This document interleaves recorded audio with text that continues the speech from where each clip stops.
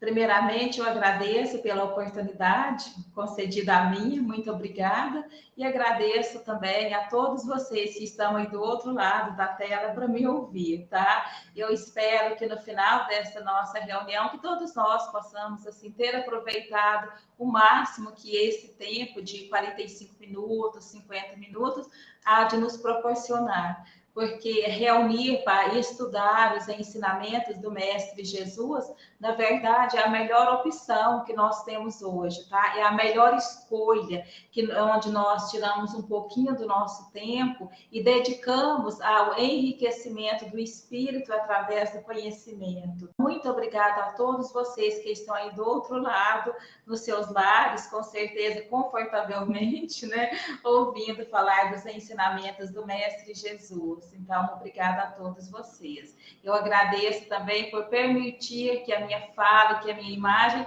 chegue até os lares de vocês também. Muito obrigada.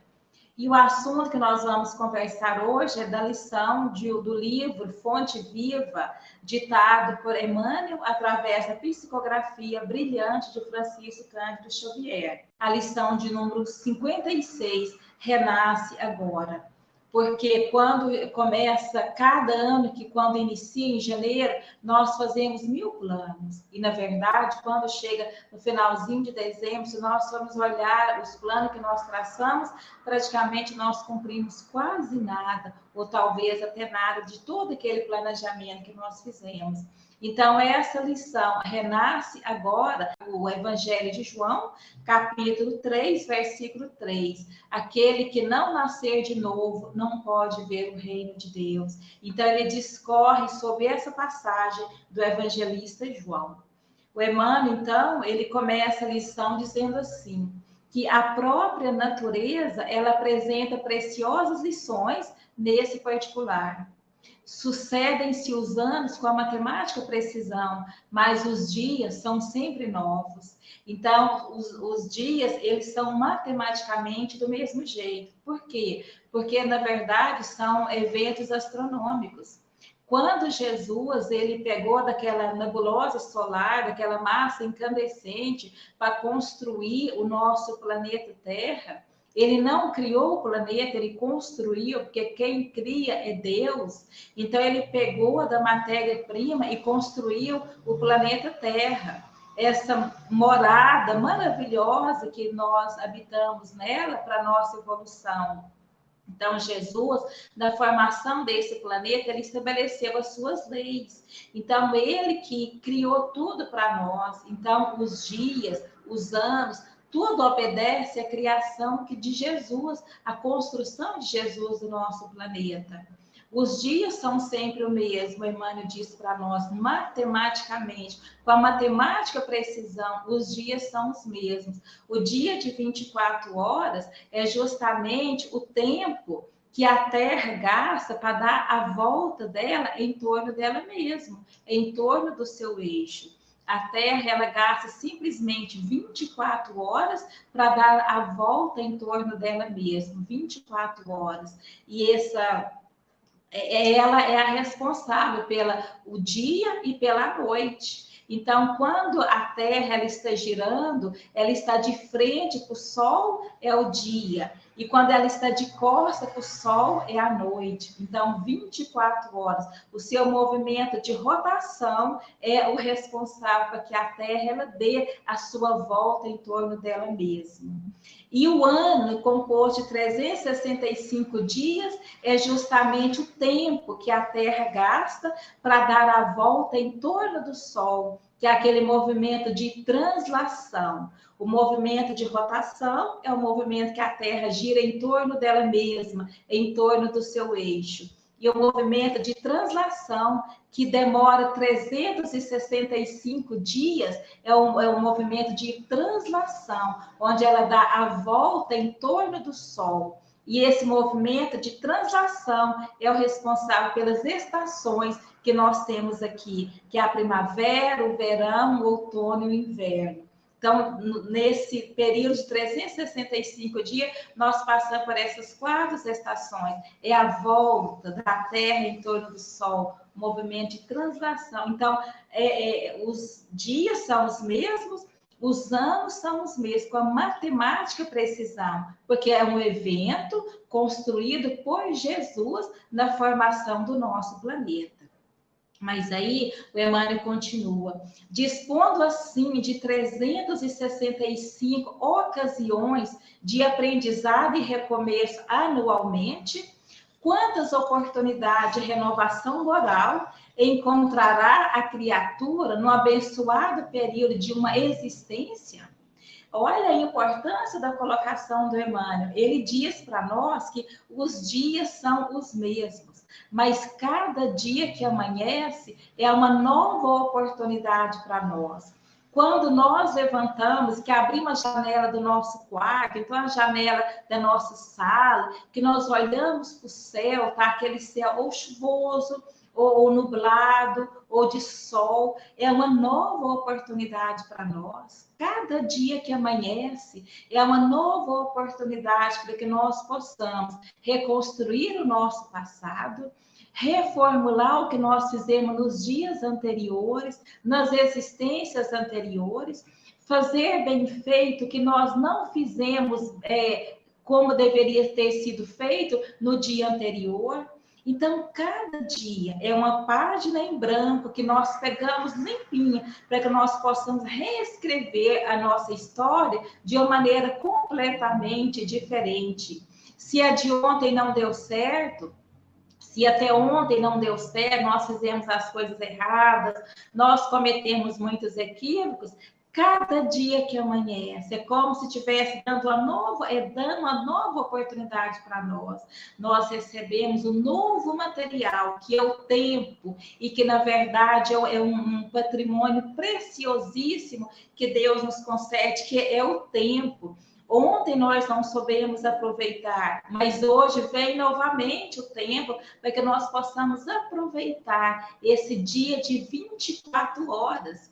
E esses dias, eles sucedem. Cada dia, meus irmãos, nós teremos 24 horas para que nós possamos corrigir o nosso passado, para que nós possamos reajustar com as pessoas aos quais nós não agimos bem com ela, para que nós possamos remodelar todo o nosso histórico de evolução, cada dia. E é tão interessante que tem o dia e tem a noite, tem aquele momento de descanso, aquele período onde nós colocamos a cabeça no nosso travesseiro e buscamos na nossa memória como foi o nosso dia. Será que nós ofendemos?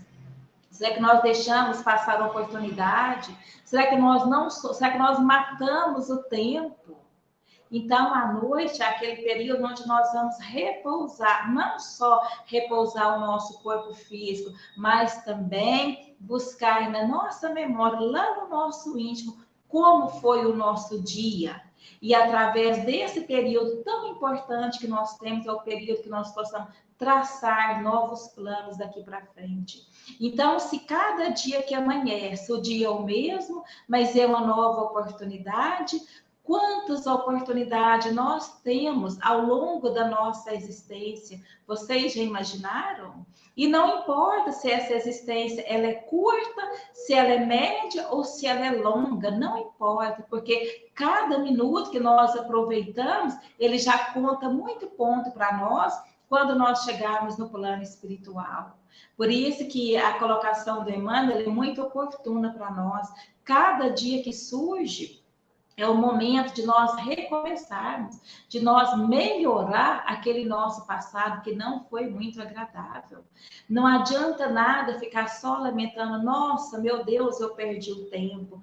Como Allan Kardec, lá no capítulo 5º do Evangelho, o título do capítulo é Bem-aventurados os aflitos, porque serão consolados, onde fala das causas atuais das aflições, no item 5, lá o Allan Kardec ele faz uma colocação muito importante. Ele fala que nós, em função dos erros que nós cometemos ao longo da nossa existência, os equívocos que nós cometemos em função da própria ignorância nossa, em função da falta de maturidade espiritual também, cometemos muito equívoco ao longo da nossa existência. E quando chega mais uma idade mais avançada, nós colocamos a mão na nossa cabeça e dizemos, e a gente pega nós pensando assim, meu Deus, se eu soubesse o que eu sei hoje, quando eu fiz determinada situação, quando eu cometi determinado ato, se eu tivesse o conhecimento que eu tenho hoje, eu teria feito totalmente diferente. Não teria feito do mesmo jeito. E fica lamentando, nossa, se eu tivesse o conhecimento que eu tenho hoje. A semelhança daquele trabalhador preguiçoso, daquele trabalhador indolente, que não trabalhou durante o dia e quando ele chega em casa à noite, ele vê a sua família passando fome, a sua esposa com seus filhos passando fome, não tem nada para comer, e ele coloca a mão na cabeça e fala assim, meu Deus, eu perdi o meu dia, e agora? O que eu vou fazer? Mas aí ele lembra que amanhã vai ter uma nova oportunidade. Ele lembra que amanhã o sol vai brilhar para ele novamente, onde ele vai trabalhar, ele vai aproveitar o tempo que vai ser dado a ele novamente, e ele vai trabalhar, ele vai pegar o seu dinheiro e vai trazer a comida para sua família. Essa colocação do Allan Kardec. E olha que quando Allan Kardec fez essa colocação, foi na época da codificação, nós sabemos que o trabalho naquela época, ele não tinha segurança que nós temos hoje. Não tinha seguro-desemprego, não tinha férias, não tinha 13º. A pessoa só tinha o dinheiro se ela realmente trabalhasse. Se ela trabalhasse, ela tinha o dinheiro para sustentar a sua família, mas se ela não trabalhasse, ela ia passar por dificuldade. Por isso que o Allan Kardec colocou. Então, ele não trabalhou durante o dia, ele foi indolente, ele foi preguiçoso e ele viu o prejuízo que ele teve. Mas aí ele lembra que no outro dia o sol vai brilhar novamente, ele vai ter uma nova oportunidade. Assim somos nós também. Quando nós cometemos muito equívoco, nós olhamos para trás e dizemos assim, meu Deus, se eu tivesse a experiência que eu tenho hoje, o conhecimento que eu tenho hoje, a maturidade que eu tenho hoje, eu não teria feito determinada coisa. Mas aí nós sabemos também que amanhã é uma nova oportunidade. O dia é o mesmo, por causa do evento astronômico. Mas cada dia que amanhece é uma nova oportunidade que nós teremos de corrigir o nosso passado. Pode ser o passado das reencarnações anteriores e o passado dessa encarnação atual também. Então, cada dia que amanhece é uma nova oportunidade para que nós possamos caminhar daqui para frente, tá? E para isso tem uma lição muito interessante que ilustra essa fala do Allan Kardec e essa fala do Emmanuel também, que cada dia que amanhece é uma nova oportunidade para corrigir o passado, para refazer os desenganos também. Então, no livro E a Vida Continua, do André Luiz, através da psicografia brilhante de Francisco Cândido Xavier, lá vocês o pessoal do Joana d'Arc, o pessoal que estuda, né? O pessoal estudioso mesmo, vários grupos de estudos que essa casa maravilhosa realiza e que eu tive oportunidade, vou ter oportunidade, já fui várias vezes presencialmente lá no Joana d'Arc. Então, eu sei como vocês são estudiosos, tá? Conhecem muito bem o livro do André Luiz, E a Vida Continua, é o último livro dele. Então, lá nesse livro, André Luiz, ele vem relatar para nós a história do Amâncio, que o Amâncio, na verdade, o Amâncio, eram 3 amigos, o Amâncio, o Ernesto Fantini e o Desidério. Então, eles saíram certa vez para caçar codorna. Olha, e não foi um resultado positivo nessa caça de codorna. Como eles eram 3 amigos, o Fantini, o Ernesto Fantini, ele queria eliminar o Desidério, porque ele ficou com ciúme, era amigo de frequentar as casas. Então, o Desidério, ele ia na casa do Fantini. E o Fantini observava que o Desidério, ele olhava assim, com um olhar de cobiça para a esposa do Fantini. Então, em função do ciúme, ele queria eliminar o Desidério. E o Amâncio queria ficar com a esposa Desidério, com a Brígida. Então, ele queria eliminar o Desidério para ficar com a esposa dele, com a Brígida. Então, eles saíram para caçar.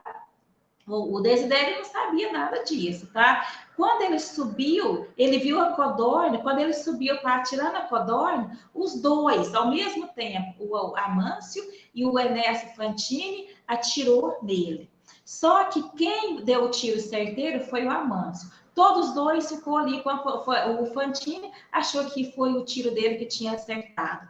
O Amâncio, lá no seu íntimo, ele sabia que, na verdade, era o tiro dele que tinha acertado o Desidério. Resultado, matou o Desidério, o crime passou assim, como se fosse um acidente, tudo para a justiça foi tudo tranquilo, tá?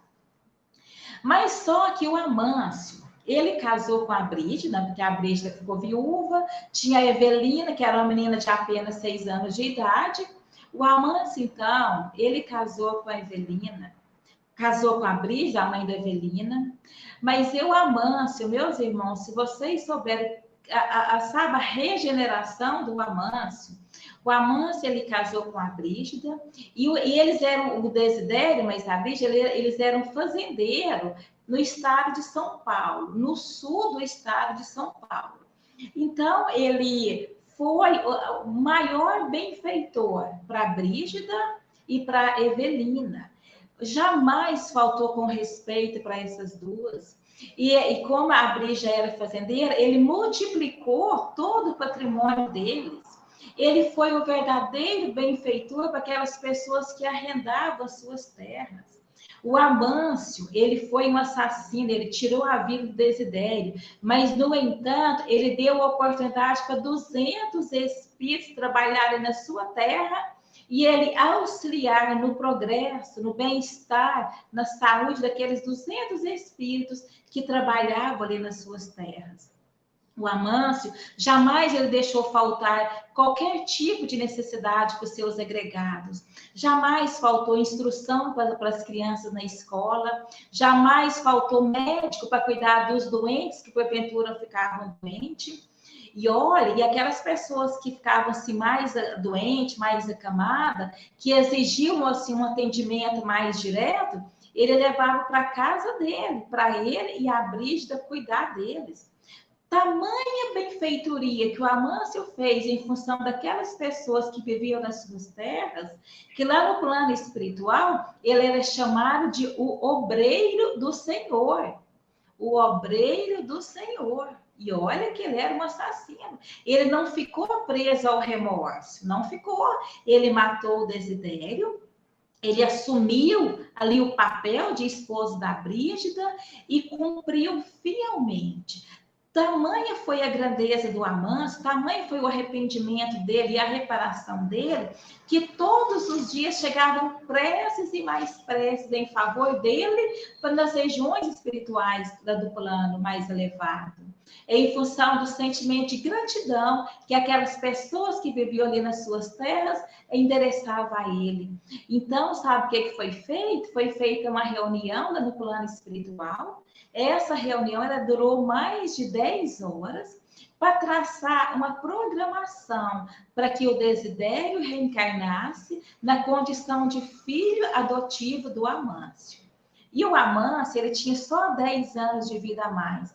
E olha, e foi em função do bem que ele proporcionou àquelas pessoas, da sua mudança, da sua renovação moral, foi dado ao Amâncio mais 20 anos de moratória, para que ele pudesse receber o Desidério na condição de filho adotivo.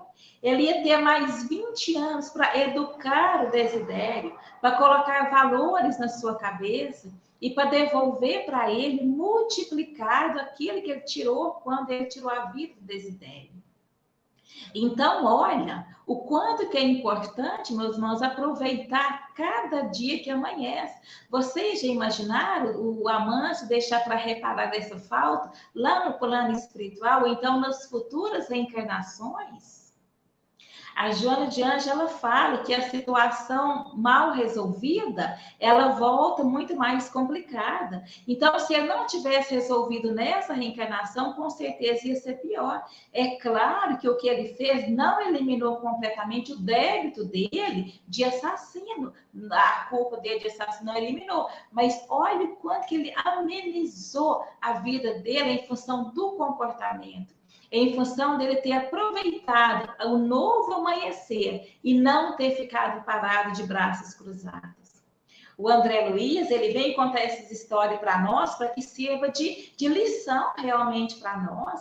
Erramos, muito bem, faz parte da nossa própria condição evolutiva. O importante é não ficar parado só lamentando, naquela autocompaixão, só naquele papel de vítima. Eu sou um coitado, para mim nada dá certo, eu sou isso, eu sou aquilo. E isso não interessa para a espiritualidade de forma nenhuma. O que interessa para a espiritualidade é a nossa disposição daqui para frente, de cada vez que nós vimos o sol brilhar, o sol nascer, eu dizer assim, hoje eu terei uma nova oportunidade e eu vou aproveitar. A que eu tive ontem passou, porque as águas de um rio, cada dia é uma água diferente. Todo dia está correndo, a água está correndo, mas a que passou ontem não é a mesma que está passando hoje. Então, olha, os dias são os mesmos, mas cada dia tem um acontecimento diferente, nós podemos ter certeza. Por ser um evento astronômico, todos os dias, a essa hora, 20 horas e 25 minutos, todos os dias tem essa hora, mas nós podemos ter certeza que cada dia, nesse horário, já é um acontecimento diferente que está sendo realizado na nossa vida. É uma emoção diferente, nós estamos com outros pensamentos também, com outros planejamentos. Então, os dias são os mesmos, as horas são as mesmas, mas as oportunidades totalmente diferentes. Então, nós vamos lamentar, vamos ficar chorando, vamos ter essa autocompaixão? Não, de forma nenhuma. Vamos colocar a mão na massa, vamos dizer assim, vamos trabalhar. Porque o tempo hoje, meus irmãos, hoje nós estamos nessa atual reencarnação, nesse ano de 2021. Nós já temos muito conhecimento mesmo, para ficar só lamentando, achando que nós somos pessoas fracas, pessoas frágeis demais. Não, nós já caminhamos, nós já saímos do ponto de partida. Nós não estamos mais no mundo primitivo. Nós já estamos praticamente saindo de um mundo de provas e expiações. Nós já caminhamos praticamente 2 degraus na escada infinita.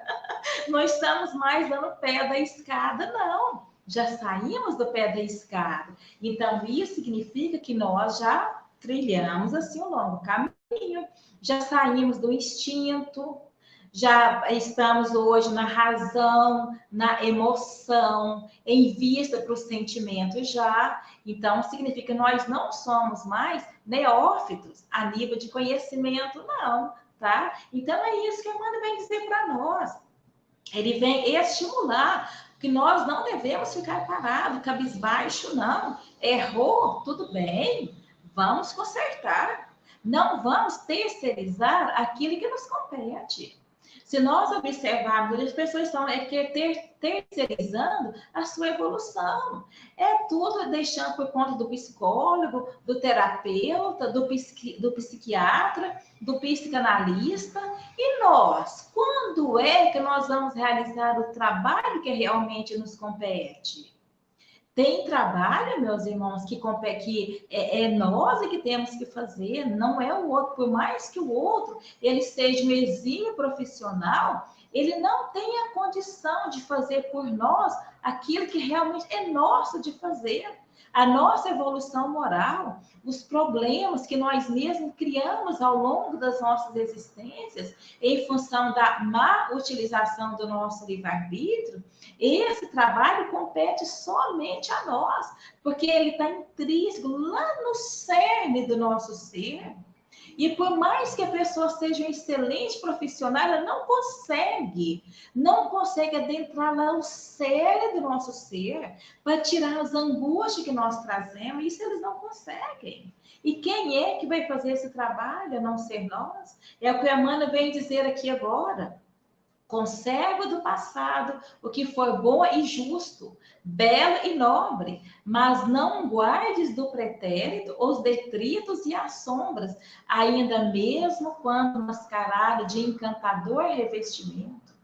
Então, ele está pedindo para nós que nós possamos fazer uma faxina na nossa casa mental. Guardar do passado só o que foi bom e justo.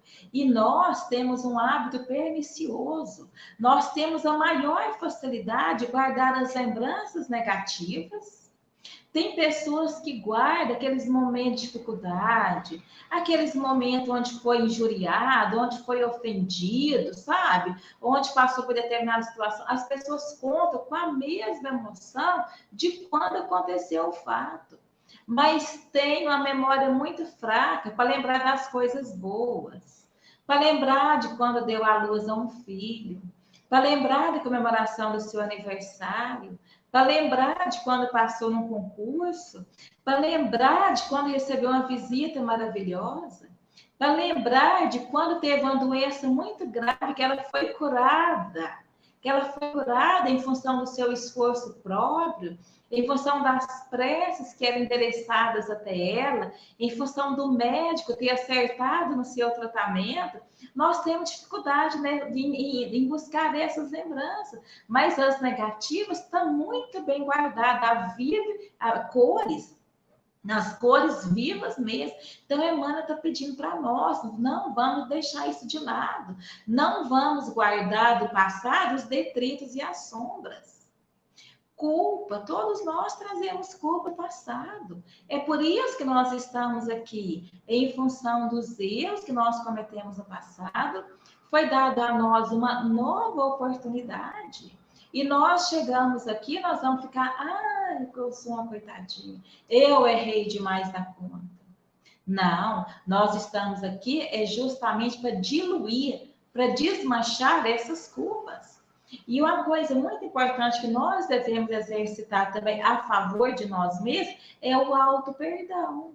A Joana de Anjos, no livro dela, Autodescobrimento, uma busca interior, ela diz assim para nós que nós devemos lembrar também, se nós trazemos um passado de culpa, por outro lado, nós também fizemos o bem. Nós criamos simpatias, nós ajudamos as pessoas também. Então, há essa coisa para balançar. As negativas que nós trazemos, mas as positivas também. Então, e outra coisa muito importante que ela fala para nós, que nós devemos ter em mente, que se nós erramos muito, nós somos capazes de fazer o bem. Quem é que pode alegar que não pode fazer o bem? Quem é que vai exigir qualidade, meus irmãos, para dar um copo de água a uma pessoa que está com sede? Quem é que pode falar assim, não, eu não tenho capacidade para dar um prato de comida para a pessoa que está passando fome? Para isso não precisa ter qualidade moral, não, basta a sua boa vontade. A pessoa que alega que é imperfeita e que não pode fazer isso ou aquilo, ela está demonstrando muito mais egoísmo do que incapacidade. É o egoísmo que está gerando essa fala dela. É o egoísmo, porque para ajudar o próximo, para estender a mão à pessoa necessitada, não precisa ter qualidade. Não precisa. Basta simplesmente a nossa boa vontade. E os gestos nossos, meus irmãos, os gestos de amor, os gestos de bondade, anula os erros que nós praticamos. Porque, como eu disse, culpa todos nós temos. Tanto é que aquela passagem de Jesus com a pecadora, quando aquela mulher adulta, ela foi levada até o mestre para que Jesus condenasse ela ao apedrejamento, e todos ficaram aguardando qual seria a resposta do mestre Jesus. Ele olhou para todos que estavam em volta e disse assim: aquele dentre vós que estiver sem pecado, que atire a primeira pedra. E era uma multidão que estava ali em volta, guardando a resposta de Jesus. E quando ele diz, aquele dentre vós que estiver sem pecado, que atire a primeira pedra, vocês acham que teve um sequer que jogou pedra naquela mulher? Nenhum jogou pedra naquela mulher.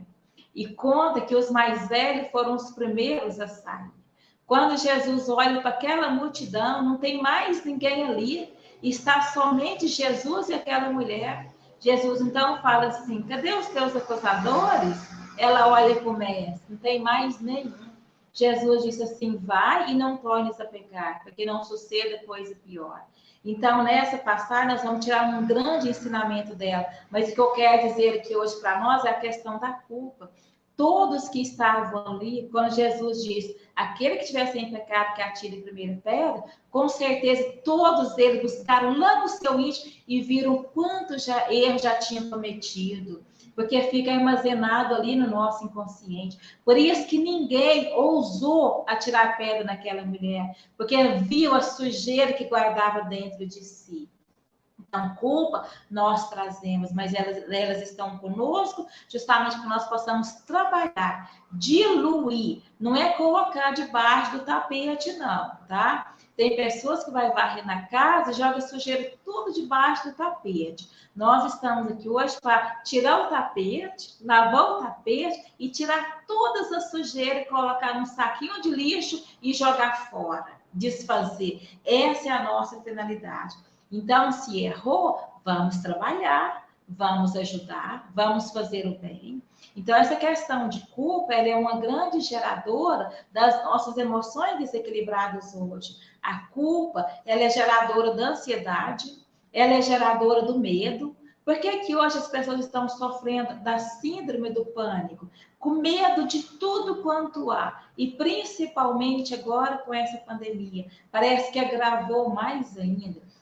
É claro que nós devemos ter medo, sim. Nós não podemos atirar a todo momento, colocar a nossa vida em risco. Mas o medo é excessivo, o medo em excesso, ele é prejudicial, sim. E um dos fatores que gera esse medo é a culpa. A culpa também, ela é uma grande geradora da depressão. A depressão nada mais é do que o sentimento de culpa. A pessoa ela não sabe o que ela está sentindo, ela não quer encarar a própria realidade e ela enfia ali na depressão. Então, uma das causas, é claro que não são todas, nós não podemos generalizar, mas uma das causas da depressão é justamente a culpa. E nós trazemos culpa também em função da falta de orientação que nós tivemos, das religiões que nós tivemos também. Porque era passado para nós a questão do sofrimento eterno. Se nós cometêssemos um erro, nós iríamos sofrer eternamente. Então, o pecado, ele não era passado para nós teríamos a oportunidade, através da lei de progresso, recuperar o nosso passado. Nós não tivemos essa informação. Temos agora com o conhecimento da doutrina espírita, porque existe a lei do progresso e ninguém foge da lei do progresso. E que a cada oportunidade que nós temos através da reencarnação é uma oportunidade de refazer os nossos enganos do passado. É uma oportunidade de consertar aquilo que nós fizemos mal feito. Por isso que ao longo da uma existência, ao longo de cada existência nossa, nós não sabemos quantos anos vamos viver mais ainda aqui na Terra, mas ao longo do que nós já vivemos até hoje, quantas oportunidades nós já tivemos?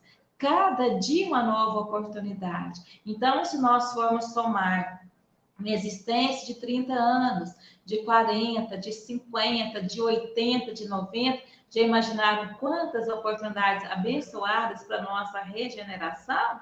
É isso que a Emmanuel vem dizer para nós. E o apóstolo Pedro, ele disse também que o amor cobre multidão de pecado.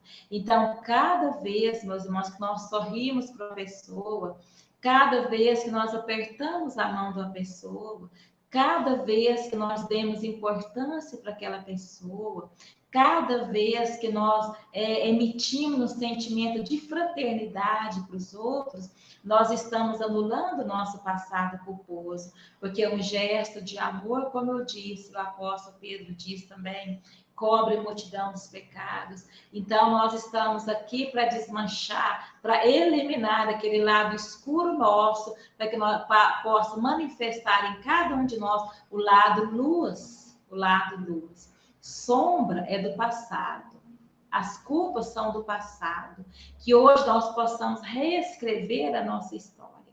Por isso que cada dia que amanhece é uma nova oportunidade para que nós possamos reescrever a nossa história. Não igual foi ontem, mas sim diferente. Porque é como se um livro não tem 2 capítulos repetidos, não é verdade? A nossa vida também. Então, se a minha história até ontem não foi positiva, hoje eu vou reescrever totalmente diferente. Então, é assim. Isso que a Emmanuel vem dizer para nós, tá? Então, vamos eliminar essas culpas. Vamos andar assim, ereto, olhando para o outro.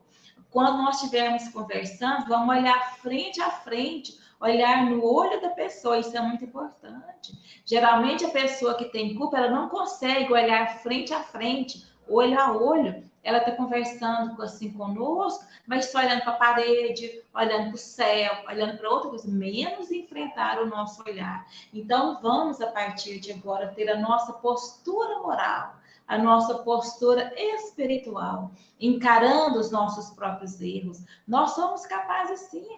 Joana de Ângelo diz, como Emmanuel diz também, vamos pensar no bem que nós já fizemos. Ou vocês acham que até hoje nós só praticamos o mal?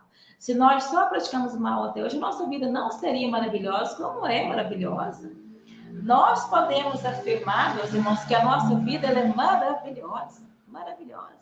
E se nós tivéssemos cometido só erro, não seria dessa forma. Podemos ter certeza disso. Então, fizemos mal, mas fizemos bem também, podemos ter certeza. E vamos admitir isso. Não vamos, assim, ter essa falsa modéstia, não. Isso não é falsa modéstia. Nós fizemos o bem, sim. Já fizemos o bem, sim.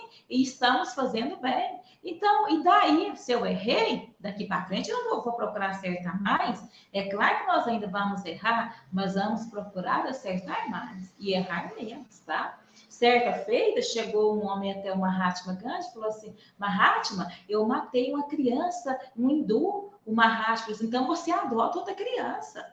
Então, se tirou a vida de alguém, vamos adotar.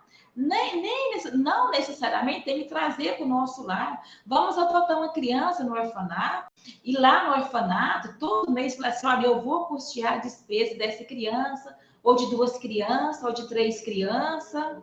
É isso, não tem que trazer para o lar, se não quer ou não tem condição, mas assume a responsabilidade.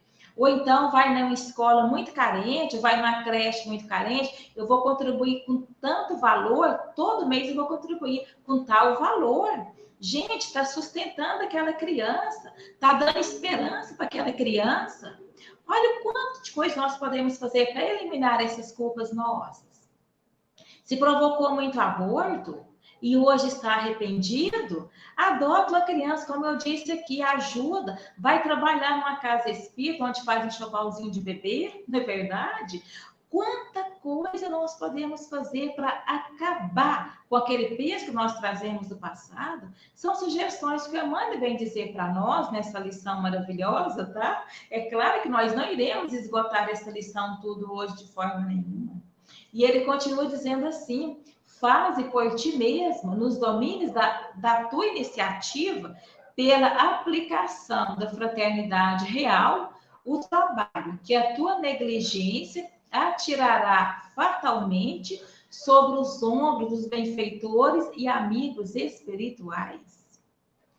Faze por ti mesmo, nos domínios da tua iniciativa, pela aplicação da fraternidade real. O trabalho que a tua negligência atirará fatalmente nos ombros dos benfeitores e amigos espirituais. Joana de Ângelo, no livro dela que chama Plenitude, na lição de número 3, chama Origem do Sofrimento. Lá nessa lição, ela fala assim para nós que quando nós vamos reencarnar, é proposto para nós, tá? Não é nós que pedimos, não, porque se nós fosse para nós pedir uma reencarnação, podemos ter certeza, meus irmãos, que dificilmente nós iríamos pedir uma reencarnação onde nós iríamos passar por dificuldade, uma situação financeira muito na pobreza, na doença, receber o esposo complicado, receber a esposa ciumenta, receber um filho que poderia desenvolver vícios mais na frente. Quem é que ia ser mãe de uma criança que já nasce, desde o berço, ela já nasce com algumas deformidades, com algumas mutilações, com algumas doenças? Dificilmente nós iríamos escolher. Então, eles sugerem para nós, tá? Eles sugerem para nós a reencarnação. Sugere dizendo assim, olha, fulano, você errou muito em determinada pessoa, então o melhor será você reencarnar, receber aquela pessoa que você prejudicou, devolver para ela aquilo que você tirou, reajustar com seus desafetos, e aí nós aceitamos. Porque lá no plano espiritual, nós vemos o nosso passado com muito mais clareza. Nós não temos mais esse corpo material que ofusca as nossas percepções, que impede as nossas percepções. Tanto é que aqui na Terra, nós, espírito, nós manifestamos através do corpo por 5 sentidos, que é o tato, o olfato, a visão, o paladar, 5 sentidos, tá? Deve ter faltado mais um, mas são 5 sentidos. Nós manifestamos por esses 5 sentidos. E vocês acham que nós, espírito, temos só esses 5 sentidos? Nós temos inúmeros sentidos. Então, nós aqui percebemos a vida muito mais material do que espiritual. Quando chega lá no plano espiritual, a nossa visão, a nossa percepção é muito mais abrangente, porque nós não temos mais o impedimento da matéria. Então, lá, quando os benfeitores sugerem para nós, nossa, mas é mesmo, eu quero reencarnar, eu quero ajudar, eu vou ser valente, e aí a gente coloca toda aquela coisa gigante mesmo, eu vou dar conta, eu vou ter força, eu vou passar por tudo isso e muito mais. Vem prova para mim que eu vou suportar. Desse jeito. O Alexandre, ele fala para o André Luiz, no livro Os Missionários da Luz, ele fala que lá no plano espiritual, na promessa, nós somos valentes demais. Mas no cumprimento dessas promessas, nós somos muito fracos. Quando chega aqui, a gente esqueceu tudo. Qualquer coisinha, é um sofrimento terrível, não é verdade? Então, voltando para a Joana de Anjos, ela fala assim que eles sugerem para nós a reencarnação, que a aprovação e a experiência requerida ou proposta pelos guias espirituais. Nós requeremos, mas nós não temos condição. Então, eles propõem para nós determinada situação. Só que antes deles proporem para nós determinada reencarnação, eles avaliam 3 coisas, ela diz para nós. A primeira delas é a nossa ficha de evolução. Eles vai lá no nosso fichário, porque nós temos um fichário. No plano espiritual, todos nós temos o nosso referencial no plano espiritual. Nós viemos de uma colônia, todos nós viemos de uma determinada colônia. Então, tá lá. Nós temos o nosso CPF lá, vamos dizer assim, da mesma forma que o que identifica a nossa vida, que é o nosso CPF, tanto é que quando nós desencarnamos, a gente tem que pegar o atestado de óbito, não é? Não está mais vivo aqui. Com certeza, lá também nós temos o nosso atestado de óbito, nós saímos de lá para vir para cá. Então, nós temos, vamos dizer assim, um CPF lá, nosso digital lá no plano espiritual. Então, eles vão lá no nosso fichário, eles olham o nosso grau de evolução. Eles já olham se nós temos aquela resistência moral para passar por determinada situação. A segunda coisa que eles olham é avaliar as probabilidades de vitória, tá? A segunda coisa, a primeira é o nosso grau de evolução. A segunda é as chances de vitória. Porque se eles sugerirem determinada situação para nós podemos até ficar revoltados, gerar em nós uma ingratidão muito grande, uma rebeldia muito grande. Por exemplo, se sugere para nós a cegueira, Chega aqui, ao invés de aceitar passar por aquela determinada situação, gera uma revolta, uma ingratidão, uma rebeldia terrível. Então, eles vão ver isso. Porque se determinada situação vai complicar mais ainda a nossa situação, eles não vão sugerir de forma nenhuma. Então, tá. E o terceiro item que eles observam antes de sugerir determinada reencarnação é quais são os recursos que nós temos ao nosso dispor para esse cometimento. Quais são as ferramentas que nós temos? Se tem pessoas do nosso lado que vai nos ajudar, onde é que nós vamos colocar em ação esse planejamento nosso? Então, eles olham essas três coisas: o grau de evolução, as chances de vitória e os recursos que nós temos à nossa disposição. Passado isso, positivo isso, nós reencarnamos. E aí, e assumimos, e eles são os nossos avalistas. Eles assinam lá embaixo: fulano vai reencarnar, vai dar conta de passar por tudo, e são os nossos avalistas. Aí, quando chega aqui, o primeiro impedimento nós recebemos, a primeira prova nós recebemos ela como verdadeiro sofrimento. Eu não mereço passar por isso de forma nenhuma. E aí nós abandonamos o barco. Quando nós abandonamos o barco, nós deixamos pessoa, que nós prejudicamos, quem é que vai ter que fazer o trabalho que compete a nós? Eles vão fazer aquele trabalho que compete a nós e que, em função da nossa negligência, nós não fazemos, eles vão fazer, porque eles são os nossos avalistas. É igualzinho aqui, quando nós avalizamos alguém e que a pessoa não paga. Por exemplo, se eu avalizo uma pessoa por empréstimo, aquela pessoa não paga, eles vão atrás de quem para receber? Vai atrás do avalista. Vai até o avalista, ele pega bem, pega carro, pega imóvel, até cobrir aquela dívida, não é verdade? Por quê? Porque a pessoa avalizou, ela autorizou aquele empréstimo ali. Da mesma forma, a reencarnação. Eles autorizaram a nossa reencarnação. Então, eles passam a ser responsáveis se nós não fizemos em função da nossa negligência.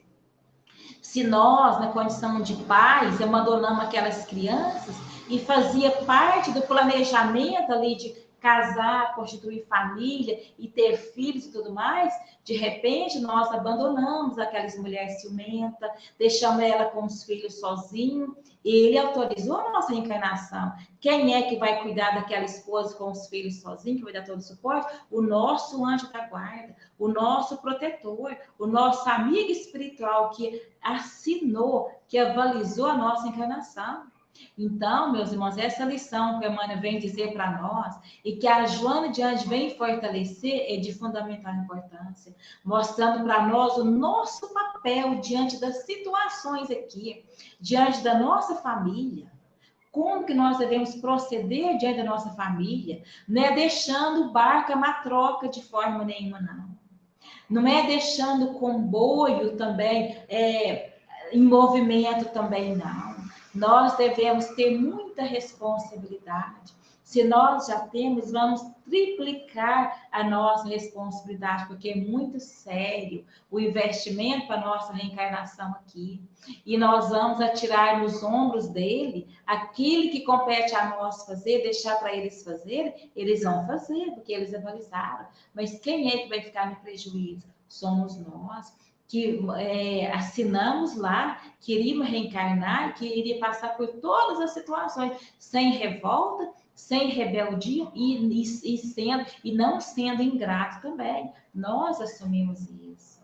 E aí chega aqui aquela esposa ciumenta, que faz parte do nosso compromisso, porque nós trabalhamos, na verdade, quando nós pegamos o esposo complicado, a esposa ciumenta, é justamente nós pegamos do jeitinho que nós deixamos no passado. Eu vou reencarnar, vou aceitar ela, vou ter a condição de uma verdadeira irmã fraterna. Antes de ser minha esposa, vai ser minha irmã. Vou dedicar a ela toda a fraternidade. Aí chega aqui, aquela esposa ciumenta, porque o marido pega a mulher do jeitinho que deixou ela no passado.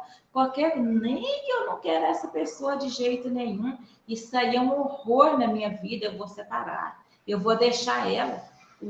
A mulher é a mesma coisa também, porque não são só os homens que separam, as mulheres separam também.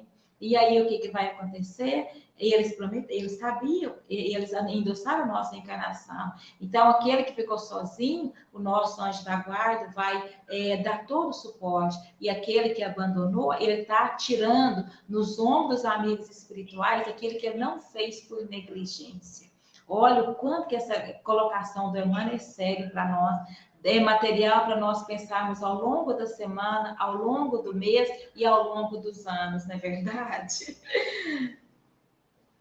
O Emmanuel, ele continua dizendo aqui para nós também: cada hora que surge pode ser portadora de reajustamento. Se é possível, não deixe para depois os laços de amor e paz que pode criar agora, em substituição às pesadas algemas de desafeto.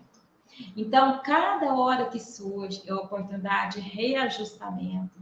Jesus mesmo diz: reconcilie com teu adversário enquanto estás a caminho com ele. Então, vamos procurar, a partir de agora, reajustar enquanto nós estamos aqui, enquanto nós estamos sob a bênção do tempo, que é o maior patrimônio que nós temos, que é o tempo que é concedido a nós, para nós melhorarmos, para nós burilarmos o nosso espírito, que ainda é muito cheio de anfractuosidades, cheio de muitas imperfeições ainda. Nós somos um brilhante, mas ainda tem uma casca muito grossa ainda para fora, por fora desse brilhante, que cobre esse brilhante. Então, nós estamos aqui justamente para ir lapidando e burilhando esse brilhante, que cada um de nós somos um brilhante com um brilho característico, um brilho individual. Então, se é possível, não deixes para depois os laços de amor. Esses laços de amor, meus irmãos, não é esse amor no sentido vulgar do termo, não. É esse verdadeiro sol que condensa e reúne em torno de si todas as aspirações.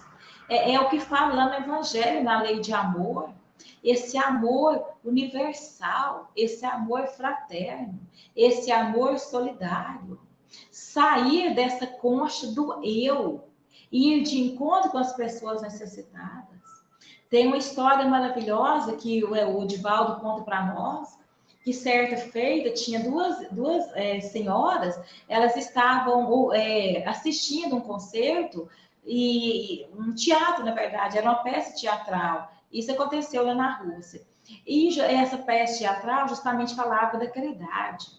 Então, assim, elas assistindo a peça, naquela emoção toda que passava, né?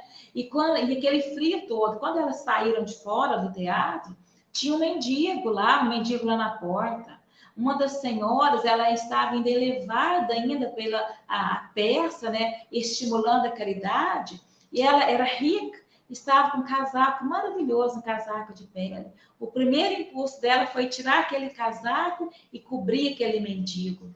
A outra que estava junto com ela disse assim: não, que isso, que desperdício é esse? Amanhã você manda o seu serviçal trazer aqui um cobertor para ele, vai embora para sua casa, vamos embora. Você chega em casa, você toma um chá quente, você fica toda agasalhada, e amanhã você manda o seu serviçal vir aqui. Não, vamos embora, não vamos perder tempo.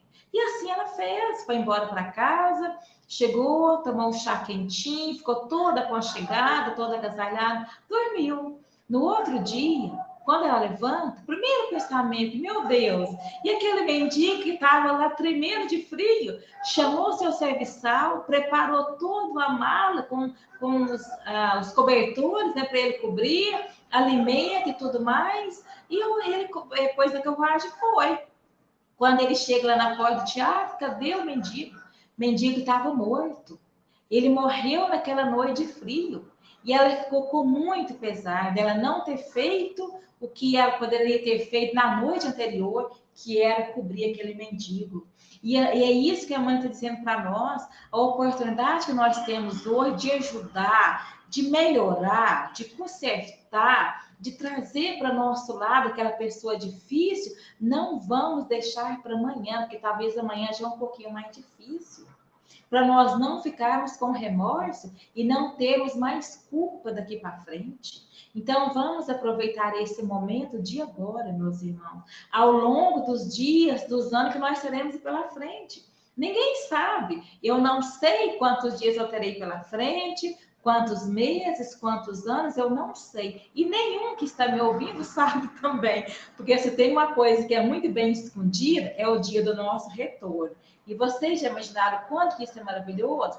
Se nós soubéssemos que tal dia eu iria retornar para a pátria espiritual, eu ia viver em função disso, não é verdade? Só pensando, amanhã vai ser meu dia, o mês que vem vai ser meu dia. Gente, nós não iríamos crescer. Então, é uma benção nós não sabemos o dia que nós retornamos. Porque para morrer, basta estar no corpo, não é verdade? Então, eu vou encerrar aqui a minha fala. É claro que a lição não encerrou, tá? Depois, se vocês quiserem pegar o livro Fonte Viva e na lição de número 56, vocês vão ler essa lição na íntegra. É uma lição maravilhosa, tá? Eu encerro aqui a minha fala nesse momento, agradecendo imensamente a todos vocês por ter me ouvido, tá? Agradeço ao Zé Roberto pela oportunidade, a todas as pessoas, a toda a diretoria do Centro Espírita Joana d'Arc. Muito obrigada a todos vocês. Que todos nós tenhamos uma excelente noite, uma excelente semana. Amanhã vai ter um novo amanhecer amanhã, o sol vai brilhar novamente e vamos então, o que nós não soubemos aproveitar hoje, amanhã nós teremos uma nova oportunidade, uma nova chance de recomeçar tudo de novo. Vamos fazer as coisas certas, procurar fazer as coisas certas a partir de agora, para que o débito nosso perante as leis de Deus, ele possa diminuir cada vez mais. E só diminuindo, diminuindo, diminuindo. E isso é muito bom para cada um de nós, porque nós temos aí pela frente, meus irmãos, um futuro brilhante. Mas nós estamos desenhando o nosso futuro com o material do presente. Li hoje essa frase no livro da Joana d'Arc, no livro Autodescobrimento, a Busca Interior. Nós estamos escrevendo o nosso futuro, desenhando o nosso futuro com o material que nós temos hoje no presente. E como que é o material que nós estamos desenhando o nosso futuro? Será que é um material duradouro? Não é um material descartável? Então, nós vamos prestar bastante atenção. Que material que eu estou usando para desenhar o meu futuro? Se for material descartável, vamos correr. Vamos tratar de ser um material duradouro, que não seja descartável, tá? Que Jesus, na sua infinita bondade, abençoe a cada um de nós. Muito obrigada a todos.